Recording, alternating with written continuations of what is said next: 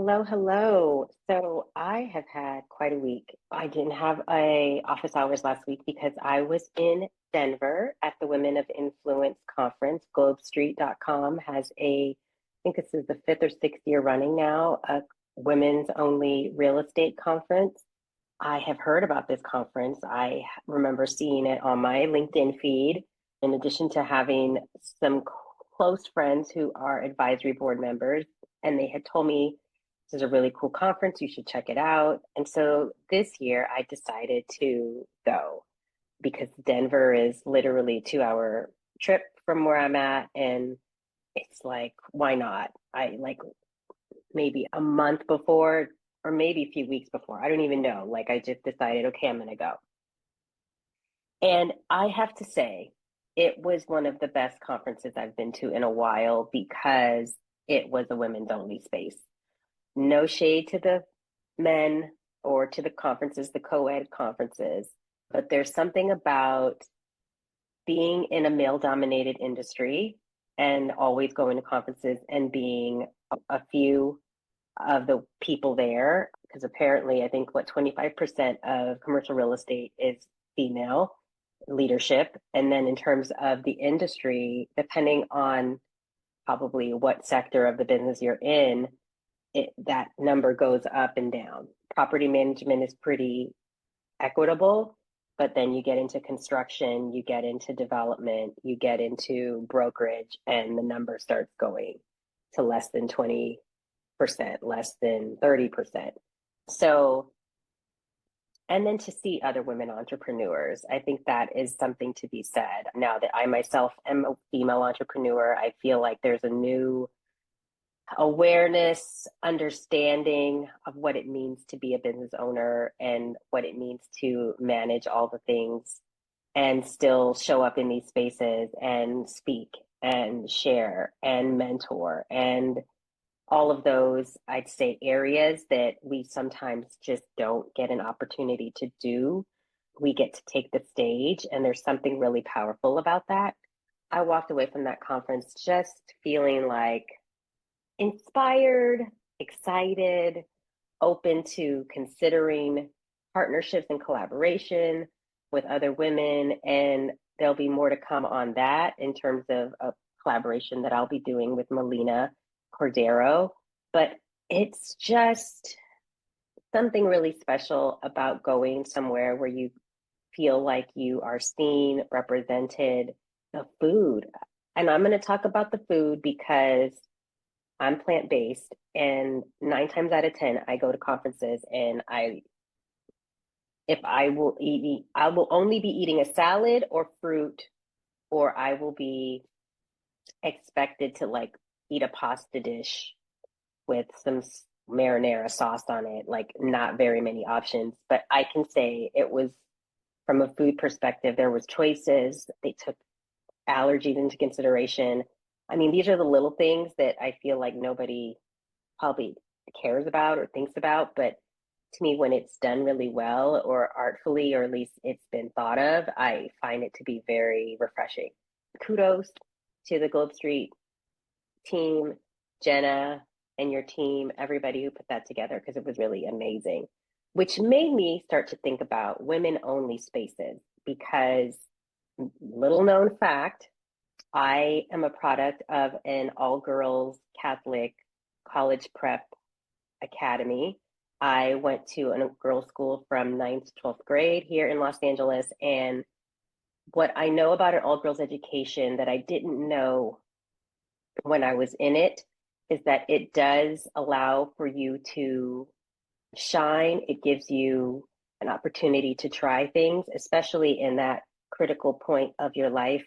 Adolescence is so interesting. I feel like young women either grow into themselves or they kind of shrink into themselves, depending on the environment that they're in. And so, what I really believe is that having that education helped me so much, I think, after I left and realized, oh, there's a lot of women that are either scared to try things or just haven't had the opportunity to try things because I find that oftentimes the male presence in the room sometimes takes up all of the air, sometimes also just gets all of the attention. And so very often I feel like women don't step into their power because they just feel like it's, one, is an area not for them, but two, it just feels like more work. So it made me go and look. I said, let me go and look at some data and some statistics around what is happening with women only spaces and why they're popular and maybe pros and cons about it. So I, of course, went to my good friends over at Perplexity and said, hey, I'd like some research, pros and cons about women only spaces. And so based on research and data points, what did they say? And so essentially what they have shared here is that women only spaces, of course, have enhanced feelings of safety, first and foremost, confidence, community building opportunities, and empowerment, especially for women recovering from trauma or navigating male dominated fields. However, they do present potential downsides, which is debates on inclusivity regarding transgendered women, which that is a whole conversation, possible reinforcement of gender separation, and legal or social challenges around fair access. So let's focus a little bit on the pros, because I feel like this is huge when you think about women only spaces. And I've not only, again, was in a women's only space for high school, I have also been in women's employee resource groups. I have a sister circle that I'm a part of now as an adult.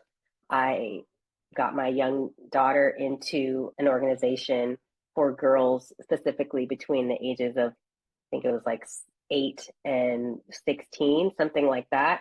And I really believe in girl only spaces because I feel as though women are not sometimes actively encouraged to try things, to do things. And the social conditioning is such sometimes that it is very much, you're seen as, even to do something like climbing trees, and you're interested in STEM, or you're interested in robotics or certain things, that maybe people don't think young ladies should be doing. You need to create spaces where it becomes normalized. And so the beauty of women only spaces is definitely empowerment and confidence, but safety and comfort is huge. There's been lots of talk around what happens at conferences and female safety at conferences, especially when alcohol is involved. That did come up in one of our breakout rooms at GlobeSt conference. And I've heard it, of course, with friends and peers. And basically, it does get a little bit different when you have to navigate a conference with men who may not think that this is work related anymore, and harassment starts to happen, or you just feel like you're still having to watch yourself. And with women only environments, you don't have that anxious feeling, because a woman's not going to roofie another woman's drink. Not saying it has never happened, but it's not something you hear about. And then when you come to processing trauma or anything like that, definitely survivors of abuse or violence find that doing it in a women only space is much critical for their growth and recovery. But then when we talk about mentorship and role modeling and support, so much of that happened at this conference. I feel like I met a lot of women who reminded me of a younger version of myself, and then women that I look up to and think, wow, if she's doing this, I feel like I've got it in me to do it. And so the opportunity to give encouragement and support and mentorship, I think, is huge. Respite from social expectations. So I feel like we had this really cute first day there. There was a dinner or a mixer called A Pop of Color, which I thought was a really brilliant idea, because what often happens in these spaces is women have learned to dress like men, which basically means you're wearing black, gray, navy. If you want to be like, oh my God, you wear khaki.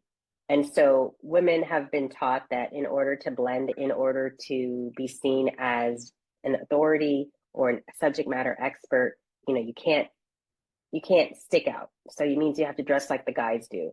And so what I thought was really cool about this mixer was that everybody wore a color that was their favorite color or a color that they liked. And it started to see all of these cool dresses, one, but two, it was an opportunity to get each other compliments and just be in a space where people could literally let their hair down and feel safe. And it was really cool because you didn't have to be everybody buttoned up and everybody in the same old outfits. And so for that, I felt like it was really cool. And then it says here, these spaces protect women's privacy, especially in settings where there's changing rooms, shelters, mental health programs. So privacy and dignity, which I can totally see that. So here's the cons. And transgender inclusion, I think, is huge. I feel like because I see trans women as women, even though I understand that that is a different lived experience, it is also a different understanding and identity. And so I don't believe that if a transgendered woman wanted to come to a women's only conference, it would be an issue because I do believe that if you're trying to walk this planet living in a body that's not the one that you feel like you should live in, and you're actively taking steps to change that so that you can live in a body that you want to live in, like, why should you be treated any differently? And so for me, I feel like transgender inclusion maybe doesn't get called out enough. And that is possibly something that needs to be changed because the same way you want to be included for yourself, like I'm supposed to be a part of this group, it's probably best to say, yes, we want you there. So that is definitely a thing. A con is the existence or defense of women only spaces can be perceived as exclusionary or discriminatory against men or non binary people, leading to debates of about fairness and equal treatment. So here's what I say about this. I get this. I also know that most spaces are male spaces. I haven't seen a man show up anywhere where he's told he can't be, whereas that has happened to women a lot when we talk about just having the right to vote and suffrage. That literally took some years longer just for women to get the right to vote. So I feel like a lot of this is there. Most spaces are male dominated spaces or males are welcome. So the opportunity to have a space that's for women, yes, it can be inclusive, but there are times where it should not be something that you feel as though you don't have access to when it feels like most of the other things out there are specifically for you and mine. Entrenchment of gender differences. It's funny because I feel like when you're in a women's only space, you feel like there's more breathing room within the diversity of what it means to be a woman. Because I honestly believe that even as a woman, you don't have, everyone has the same experience across religion, when you splice it across race and ethnicity, language, nationality, you get into accessibility and ability, neurodivergence, like women, even within the broad category of women, including LGBTQ, transgendered women, lesbians, etc. Like even within that broader scope, I feel like just saying women, it allows for more of the diversity within the female space. So I don't know. I feel like there's an opportunity there, but that could be just me. Legal frameworks may be nuanced. I think because I'm not really thinking about things legally most of the times, I'm always thinking from a humanist standpoint, like what would be the most common sense humanist approach to this that gives people an opportunity to be present.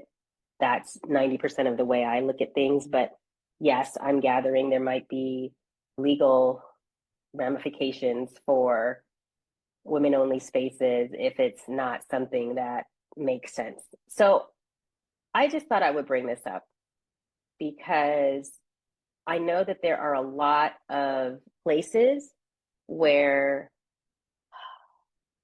especially right now, where people are like, oh, we don't need that anymore. We have become more inclusive. We have become more equitable. All of this, everyone, I really don't believe that to be true. I feel like we still need spaces for different groups of people in order for them to, of course, feel safe, but also have a place of representation, recognition, empowerment. And so women only spaces for me are necessary. And until we get to gender parity, we get to pay equity, until we get to a place where you being a woman doesn't preclude your ability, preclude your interest, preclude your intelligence, preclude any prejudice that someone may have about you, these spaces are going to be needed.